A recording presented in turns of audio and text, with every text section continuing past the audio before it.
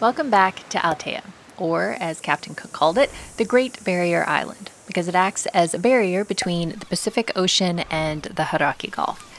We've been sailing around these islands for a few weeks now, and as per our usual, the more we explore, the more curious and enchanted we are. But that is the curse of curiosity. Once we start cultivating it, we have to keep feeding it.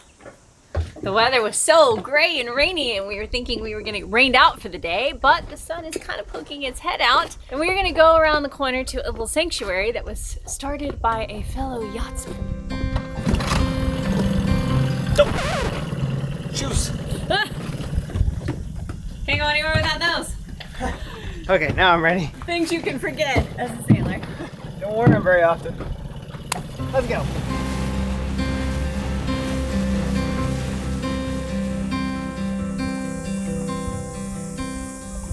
Aotea Island is home to several endangered and endemic species.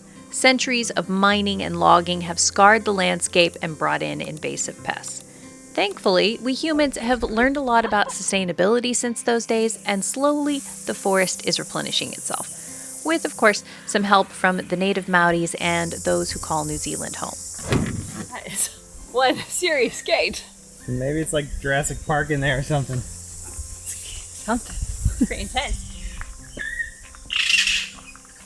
Sounds nice. Glenfern Sanctuary was established by Tony Buzade in 1992 and is now an 83-hectare regional park free to visit anytime from sunup to sundown. Hi, Nikki? Yes! Oh, hi, nice to meet you, I'm Brad. And this is Tony's grandson, Brad, who now manages the sanctuary. So, Tony Buzade came from a big sailing background. Him and his family had been coming to the island for a long time, and they'd started witnessing the decline in bird life on the island. From the get-go, when he purchased the property, his main aim was to turn it into a sanctuary or a place for birds to come back to and bring the bird song back to the island. So, Their work here is pretty straightforward sanctuary stuff.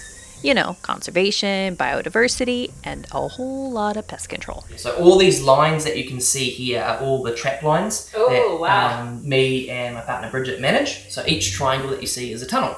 And they've got 2 traps in each. And that's a lot of triangles, so how Yes. many traps is that? 800. And we set them once a month, and then we come back to them every month. We don't use any poison. We use peanut butter, so Pix peanut butter, thanks to our sponsors at Pix. They donate large buckets of Seconds peanut butter for us to go on here, and we also use licorice, thanks to our sponsors at RJ's.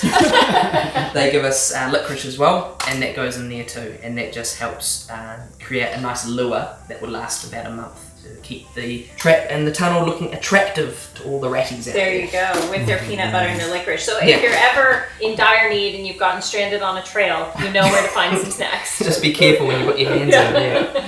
4 times a year we do index lines where we put out cards like these. So there'll be ink in the middle, a little bit of peanut butter, and the rats will walk in, eat the peanut butter and walk out, and they leave us a nice trail so we know what we're looking at. Each card will tell a different story.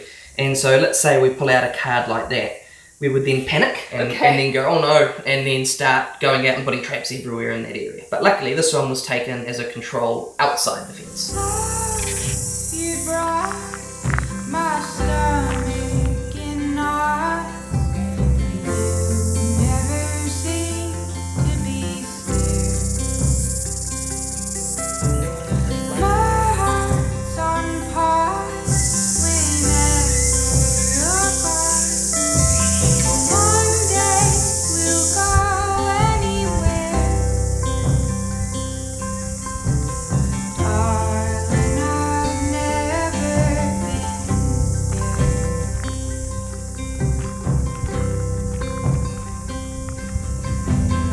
We will travel many miles. Will we ever see home again? This is our Kauri tree. Drum roll. Drum roll. It's about 650 years old. Set up like a tree house. I love it. So cool. Going up. It's like a fort. Okay, tell me as a kid you've spent some time up here. Tony would bring one of the grandkids up and he actually custom built a mattress that would go in there, and you would spend the night in the treehouse. So that way, in the morning, you could listen to the dawn chorus. You could listen to all the birds singing. You could spend the night in the treehouse. Wow. Very cool.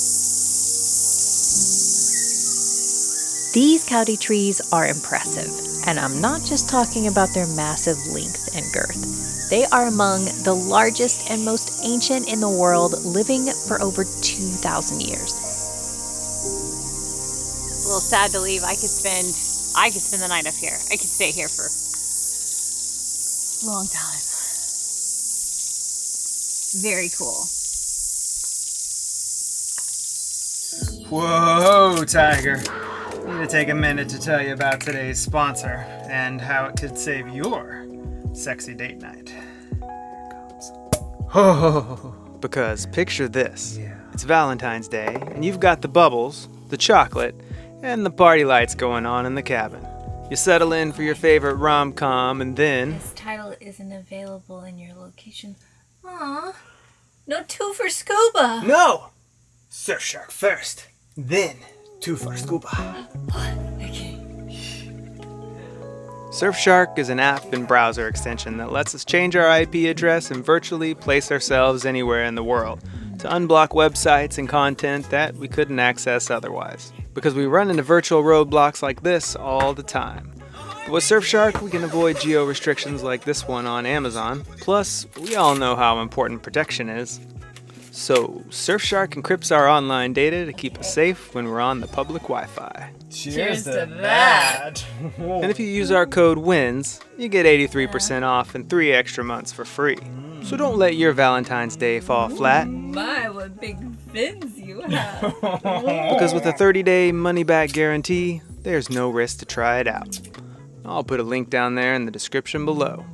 Happy Valentine's.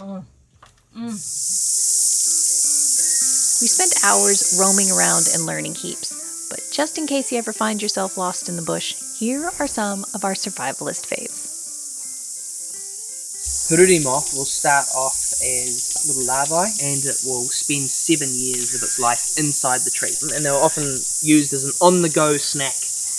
So you'll come up to a perpetual tree, and you'll start feeling the bark, and you would look for a soft spot in the bark, and then you'll be able to, oh, nice, good spot.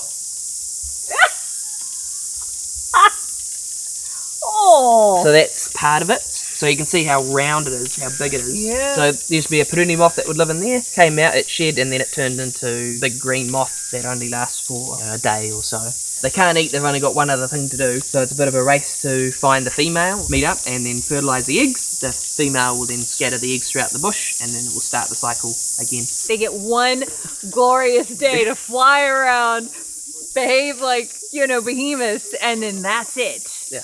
But once you find like a hole like that, what you'll do is you fill up your mouth with water, put your mouth over the edge of the hole, and you would slowly dribble the water in, and it would force the pepper tuna out. You'd bite down on it, and then you'd pull it out. Have you ever attempted this? Well, it tastes like peanut butter. Apparently. Apparently. I'll never know. Yeah. Yeah. So no, you have not. No. Well, we could try. I'm not that hungry. I have peanut butter down there. Yeah, I have Pix peanut butter. Yeah. Unlimited supply. Yeah. Yeah. I was just asking about foraging and if he's learned what native stuff is edible. This is bush lettuce, and of course he makes sure to eat one before I eat one, just in case. Just yeah. What does it taste like? Like a very crunchy lettuce. Come on through. Would you like some bush lettuce? I'd love some. It's not exciting. Well, lettuce Free- never free is. Really. food. It's not, is it? It's not, is it? It just Needs dressing. You do not look convinced. Prefer real lettuce. I'm not saying something. Not a salad fan. Got it. Oh, that was great. Well, see, I don't actually kind of mind it. I'm also a vegetarian, so you know. product on island. A lot of them are made from kumara hoe. So you'll take this and it foams up. It smells kind of soapy, actually. So this is a maida hoe. So it's a perfume plant. So if you give it a real rub in your hands and give it a smell, it's got quite a distinctive. Wow. Yeah. Yeah, that smells fantastic. Yeah, what it used to be used for is like a perfume for your hair. So you would just crush it up and just run it through your hair. Make you smell good? Yeah, it makes it smell Give a good. little... Yeah, like Axe body spray. Yeah. Yeah. So you'd mix that with like kumaraho and be able to wash your hair and it would smell very nice. So it's kind of, what do you Lovely. think? Is that, I would have gone with aniseed and like nutmeg sort of. It's almost like a little cypressy. Oh, yes. Yeah, like anise and cypress and maybe something Yeah. else. Yeah, maybe nutmeg, yeah. You smell that?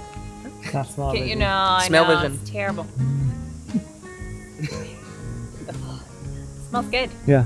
You like it? Yeah. I like it. So the kawa leaves, and it's like very pepperminty as well, so it's medicinal. So you can take a leaf and then crush it up and put it in your gum or something like that if you've got like a toothache, and it will numb like that whole Ooh. area.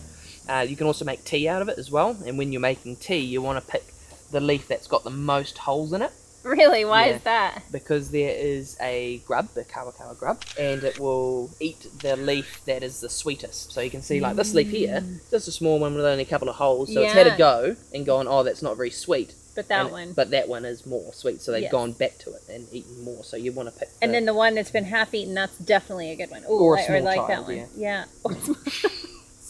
We've come full circle right back to where we started. We said a very quick goodbye to Brad because he had a dinner date to rush off to.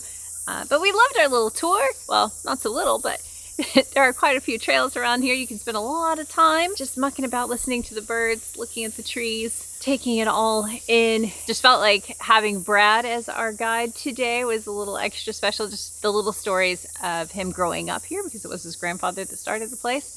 Knowing that he manages this and got to sleep up in that Kauri tree as a kid, I would have loved that.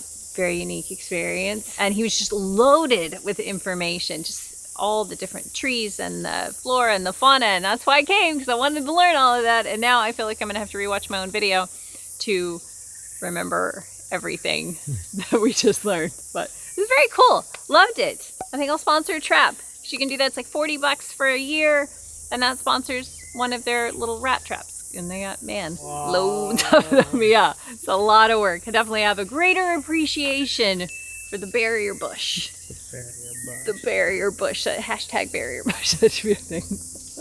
Oh. Outtakes. Little narrow handprints. They're so tiny. They are, aren't they? And the lines there are the tails. Yeah. So those skinks. Did you say skanks? Skinks, yeah. That's something in different America, than, that's a very different thing. Well, And when you talk about the fence, that's just like the fence we came in. the Jurassic Park fence. So that's a low one. So that's Oh, designed. you have even... We have a bigger Jurassic Park fence. Oh, okay. Yeah, because there's a lot of velociraptors and things on the outside that we want to keep on the okay. outside. Yeah. Yeah. And bet you the Stegosaurus as well. 'Cause- Oh, Yeah. clearly lives right over by yeah, where we're right. anchored. Yeah. Fantastic. Yeah.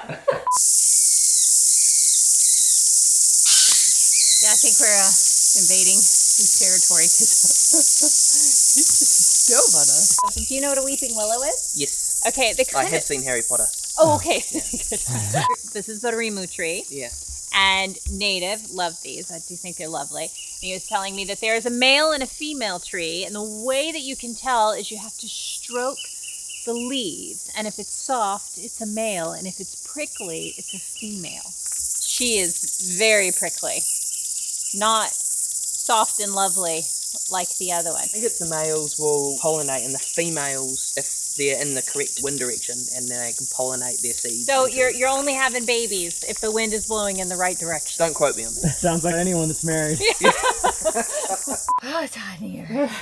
It's not just your fins. And it's 3 o'clock in the afternoon. More bubbles? I don't think I'm going to be very good at editing if we drink anymore. Speaking of dinner. Yeah. Great. Yeah. Oh, hungry. Hungry. Look at that. What a Isn't it beautiful beautiful? view.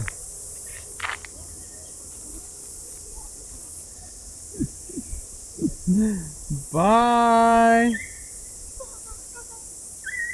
Thanks for joining us, guys. See you next time.